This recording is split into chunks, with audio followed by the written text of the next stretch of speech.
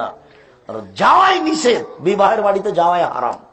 বিবাহের বাড়িতে গেলে 5-7 জন স্বামী বেড়ে যাবে, স্বামীর সঙ্গে বেশি হয়ে যাবে। আর আপনাদের এই যেসব লোকজন বসে আছেন দেখছেন না, উপর আর নিচে, এসব বাড়িতে যখন বিবাহ লাগে তখন ওই বাড়িতে ছেলে মেয়ে খোলা, এদের আর কোনো পাপ টাপ নাই। যে অন্ধকারে জিকির করলে যেমন হয়, বিবাহের অনুষ্ঠান তেমন হয়। ধর্ম দেখাচ্ছে, তাহাজ্জুদ পড়ে, চেরে বসে থাকে, বাপের জমিদারি আছে, ধর্মকে পাগল পেয়েছে। জি না, অসম্ভব। এই কমিউনিটি সেন্টার হারাম, যেখানে নারী পুরুষ একসাথে আছে। ওই কমিউনিটি সেন্টার হারাম, ওখানে বিবাহ হবে না, ওইখানে বিবাহ হবে না। শুনুন, স্ত্রীর উপরে 5টা দায়িত্ব পালন করবেন। কথা প্রসঙ্গে এসেছে।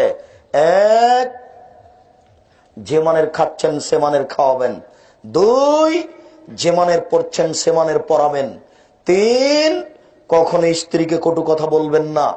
4, মুখের উপর মানবেন না। 5, নিজের বাড়ি ছাড়া কোথাও যেতে দিবেন না। চাচির বাড়ি যেতে পাবে না, হাটে বাজারে যেতে পাবে না। হাটে বাজারে যাবে কেন? ওর স্বামী নেই, ওর ছেলে নেই, কেন যাবে? কাপুরুষ আপনি বাড়িতে বসে থাকেন আর বউ বাজারে বউ বাজার করে? বউ বাজারে বউ বাজার করবে কেন? আপনি মরেছেন, কেন যাবে সে সেখানে? বাড়ির বাইরে যেতে পাবে না জরুরি প্রয়োজন ছাড়া, এ কথা আল্লাহর নবী বলছেন। বাড়ির বাইরে যেতে পাবে না জরুরি প্রয়োজন ছাড়া। এই ছেলে শোনো, দেখি তোমার কথা মনে আছে কিনা, ভুলে যাও কেন? ওইভাবে বাঁচার পথ 3টি। 1, বলো দেখি। 1, মুখ বন্ধ করা, জাযাকাল্লাহ খায়ের। 2, না না না, জরুরি প্রয়োজন ছাড়া বাড়ি ত্যাগ না করা, বাড়ি প্রশস্ত করা, জাযাকাল্লাহ খায়ের। 2 হলো বাড়ি প্রশস্ত করা। এই কথাটাকে বলা আছে যে জরুরি প্রয়োজন ছাড়া বাড়ির বাইরে যাওয়া যাবে না। চা খাইতে দোকানের সামনে যাওয়া যাবে না, চা পান করার জন্য ওখানে যাওয়া যাবে না। হাত মুছতে মুছতে দোকানের সামনে বেঞ্চে বসা যাবে না, একেবারে হারাম। বাড়ির বাইরে বের হলেই ইমান হারিয়ে যাবে।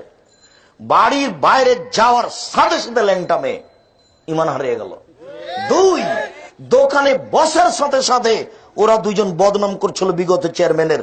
আমি খালি গিয়ে বললাম, ঠিকই বলেছো তুমি গো। নেন এবার, কেউ জান্নাতে যাবে না, সবাই বিপাকে পড়ে। এমনিতেই অজান্তেই তাহাজ্জুদ পড়ে আর জান্নাত হলো না, সব জাহান্নামে চলে গেল অজান্তেই। এই যে সব ধর্মের নামে সংগঠন করে, এইসব লোকগুলি সংগঠন দেখাচ্ছে, আলেম ওলামার দিন রাত বদনাম করে এমনিতেই, আর বলে আমরা ধর্মীয় সংগঠন করি। কবে জাহান্নামে চলে গেছে নিজেই বুঝে না, ধর্ম দেখাচ্ছে। বদনামটা তাদের কাছে কোনো পাপই নয়। 2, জরুরি প্রয়োজন ছাড়া বাড়ির বাইরে যেতে পাবে না। 3, না না, পাপের জন্য কাঁদা। এই 3টা এখানে।